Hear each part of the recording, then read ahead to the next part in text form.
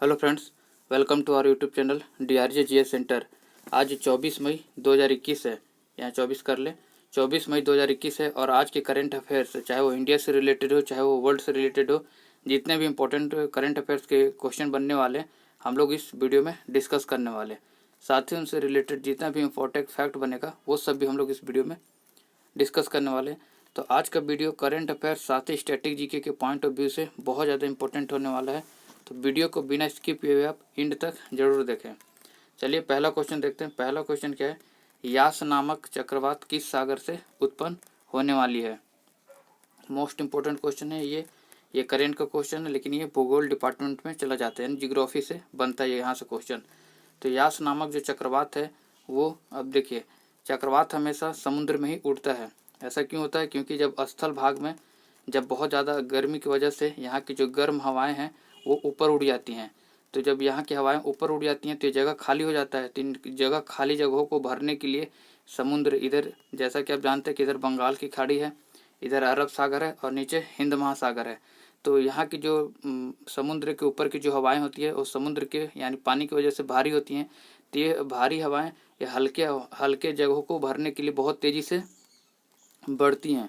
तो ये अरब सागर हो गया, ये बंगाल की खाड़ी हो गया। तो यहाँ से जब हवाएं तेज़ी से स्थल की ओर यानी पृथ्वी, सॉरी, जो भारत है अपना, ये तो स्थल भाग है, यहाँ पर जब ये तेज़ी से हवाएं बढ़ती हैं तो यही जो तेज़ी से जो आती है हवा आंधी तूफान के रूप में और साथ ही अपने साथ बारिश लाती है, वही चीज़ें चक्रवात के रूप में होता है और जो कि बहुत ज़्यादा भयंकर तबाही मचाती है।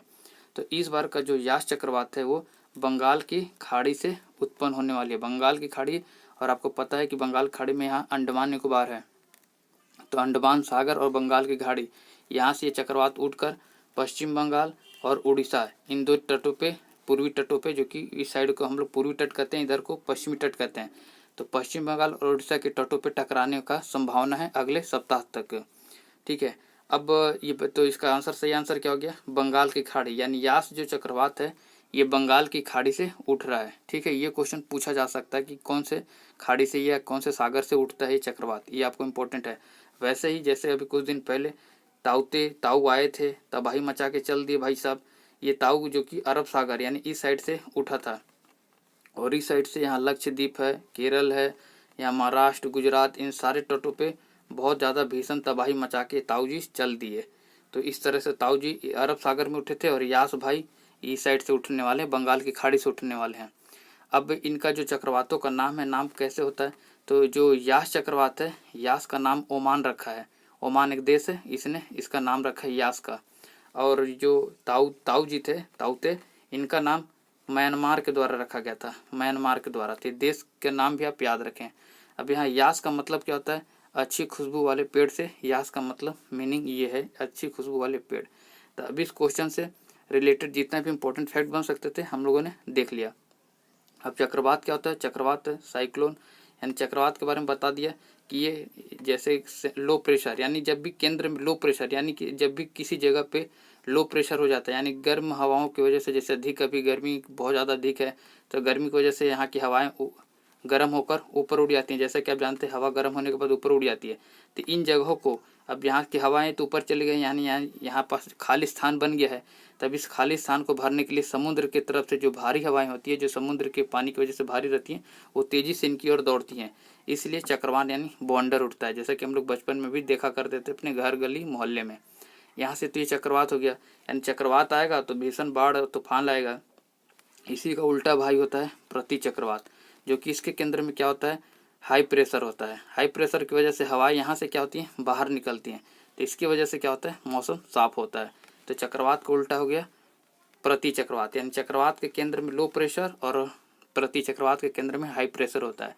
ये सारे फैक्ट को आप अपने कॉपी में नोट करके लिख लें, बहुत ज़्यादा इंपॉर्टेंट है।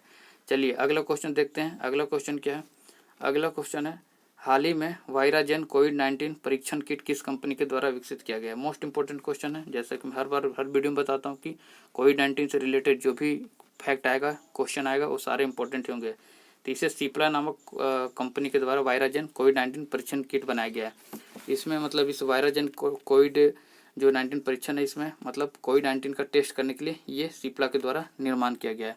ये जो है UBIO बायोटेक्नोलॉजी सिस्टम पे के द्वारा इसे निर्माण किया जाएगा, वायराजेन कोविड-19 को। और ये इसका जो टेस्टिंग जो एक्यूरेसी है करीब 98% है, जो कि जो कोविड-19 जो कि सार्स CO2N जीन को खोजने में ये सक्षम है, ये वायराजेन। ठीक है, चलिए नेक्स्ट क्वेश्चन में देखते हैं। अगला क्वेश्चन क्या है? अगला क्वेश्चन है, ये क्वेश्चन भी इम्पोर्टेंट है। ये भाई साहब देखिए, हम लोग बचपन से सुनते आ रहे हैं कि पूरे भारत का सबसे अमीर आदमी कौन है? मुकेश अंबानी, लेकिन जल्द ही ये नाम बदलने वाला है।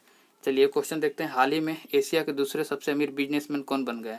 तो इसका सही आंसर क्या है? गौतम अदानी। अदानी भाई साहब का जो अभी कुल संपत्ति है वो 66.5 अरब डॉलर है। और मुकेश अंबानी जो कि अभी एशिया में प्रथम स्थान बनाए हुए हैं, इनका है 76.5 अरब डॉलर।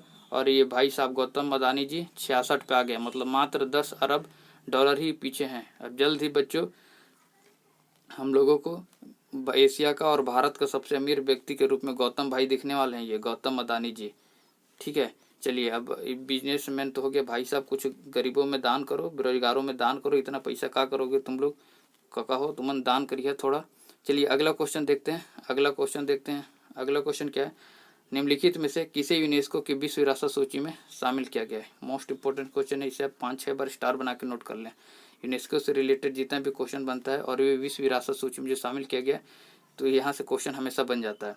तो इसमें कांचीपुरम भी शामिल किया गया है विश्व विरासत सूची में, सतपुड़ा टाइगर रिजर्व भी क्या है, वाराणसी का गंगा घाट, यानी इनमें से सभी आंसर हो जाएगा इसका। इस बार जो यूनेस्को के विश्व विरासत सूची में भारत के कुल 6 स्थान को शामिल किया गया, जैसे 3 तो ये हो गया कांचीपुरम, सतपुड़ा और वाराणसी टाइगर, और चौथा क्या है? भेड़ाघाट जलप्रपात जो कि जबलपुर मध्य प्रदेश में है। एक है मराठा सैन्य वास्तुकला, ये कहाँ है? महाराष्ट्र में है। एक क्या है? हीरे बैंकल महापाषाण काल, ये कहाँ है? कर्नाटक में। इन मैंने यूनेस्को की विश्व विरासत सूची के लिए एक स्पेशल वीडियो बनाया है, 5-6 मिनट का है वो। मैं इसके वीडियो का जो लिंक है मैं इस वीडियो के डिस्क्रिप्शन में दे दूंगा, तो आपको वहाँ से जाकर देख ले, पूरा डिटेल में मैंने बताया है यूनेस्को के बारे में। तो वहाँ से आपको सारी चीज़ें बहुत आसानी से क्लियर हो जाएगा। तो इस तरह से इसका सही आंसर क्या हो गया? इनमें से सभी। अब यूनेस्को ने किया, तो यूनेस्को का जो हेड अभी कौन है? आंड्रे ओजेली इसके हेड है। और यूनेस्को का जो हेड क्वार्टर है वो कहाँ है? पेरिस है। आप इसका वीडियो जो अलग से बनाया है उसको जाकर देखें, वहाँ आपको बहुत सारी चीज़ें सीखने को मिलेगा। चलिए अगला क्वेश्चन देखते हैं। अगला क्वेश्चन है कि हाल ही में अंतर्राष्ट्रीय जैव विविधता दिवस कब मनाया गया है? तो इसका सही आंसर क्या हो जाएगा? 22 मई का। मैंने इस पे भी एक अंतर्राष्ट्रीय जैव विविधता पे भी एक पर्सनल वीडियो अलग से बनाया है, जो कि बहुत ज़्यादा इंपॉर्टेंट है। आप उसे जाके वहाँ से, इसका भी लिंक मैं वीडियो के डिस्क्रिप्शन में दे दूंगा, तो आप वहाँ से देख सकते हैं, क्योंकि अंतर्राष्ट्रीय जैव विविधता से एक नए क्वेश्चन आपको देखने को जरूर मिल सकता है। तो इस बार का जो अंतर्राष्ट्रीय जैव विविधता दिवस है वो 22 मई को मनाया गया है। अब 22 मई को मनाया गया, तो अंतर्राष्ट्रीय जैव विविधता दिवस का जो थीम क्या है? थीम बहुत ज़्यादा इंपॉर्टेंट है। थीम क्या है इसका? मैं यहाँ लिखता हूँ, हम समाधान का हिस्सा हैं। हम समाधान का हिस्सा है। यहाँ इसको सुन के आप नोट कर लें अपने कॉपी में, यहाँ लिखते नहीं बन रहा है, ठीक है। We are part of the solution, ये इस बार का थीम है। अब जैव विविधता दिवस क्यों मनाया जाता है? पूरे विश्व में जैव विविधता यानी जीव जंतु वनस्पतियों को संरक्षण के प्रति जागरूकता बढ़ाने के लिए जैव विविधता दिवस के रूप में मनाया जाता है। चलिए अब यहाँ ऑप्शन में 20 मई, 12 मई और 8 मई है। अगर आप मेरा करंट अफेयर्स का वीडियो रेगुलर देख रहे होंगे तो आपको ये तीनों डेट को याद होगा। 8 मई को क्या मनाया जाता है? विश्व रेड क्रॉस डे। 12 मई को विश्व अंतर्राष्ट्रीय नर्स डे के रूप में 12 मई को मनाया जाता है। और 20 मई को क्या है? विश्व मापकी दिवस के रूप में मनाया जाता है। ये डेट से दिवस और थीम हमेशा एक क्वेश्चन हर एग्जाम में आता है, तो इसे आप अच्छे से पढ़ के नोट कर लें। चलिए अगला क्वेश्चन देखते हैं। अगला क्वेश्चन क्या है? ये क्वेश्चन बहुत ज़्यादा इंपॉर्टेंट है। ये भाई पड़ोसी देश में तहलका मचा हुआ है अभी। हाल ही में किस देश में मध्यावधि चुनाव की घोषणा की गई है? यानी इसका सही आंसर क्या है? नेपाल। अभी नेपाल में मध्यावधि चुनाव का घोषणा किया गया है वहाँ के राष्ट्रपति के द्वारा। अब वहाँ का राष्ट्रपति कौन है? तो वहाँ की जो राष्ट्रपति हैं वो श्रीमती विद्या देवी भंडारी जी हैं। विद्या देवी भंडारी जी वहाँ के राष्ट्रपति हैं। अब वहाँ का ये इन्होंने विद्या देवी भंडारी जो कि वहाँ के प्राइम मिनिस्टर के सिफारिश पे वहाँ पर मध्यावधि चुनाव की घोषणा किया गया है। अब क्यों किया गया है? घोषणा करने का कारण क्या है कि वहाँ के जो KP शर्मा ओली जो कि प्रधानमंत्री हैं और विपक्ष के नेता जो कि शेख बहादुर देवबा जी हैं। ये दोनों भाई साहब अभी कुछ दिन पहले ही वहाँ के जो संसद है, वहाँ सबसे पहले बात, वहाँ का जो संसद है उसका नाम क्या है? तो वहाँ का जो संसद का नाम है राष्ट्रीय पंचायत, वहाँ का संसद का नाम है। ये क्वेश्चन हमसे पूछा जा सकता है व्यापम एसएससी रेलवे में हमेशा पूछा जाता है वनडे एग्जाम में।